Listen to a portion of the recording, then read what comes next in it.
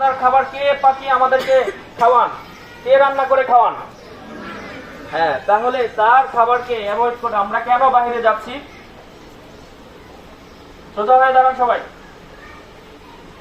ডানে বামে খেলাধুলা নিষেধ। আর সকলে পানি নিয়ে আসবো। পানি পানি নিয়ে এসেছেন সবাই? হ্যাঁ, পানির মামপট গুলো যেন বাসায় খালি যায়, সবগুলো পানি খেয়ে ফেলবো। अमल का मजमा है ये कौमी मदारिस फैला है दीनदार यहाँ सब बनता है।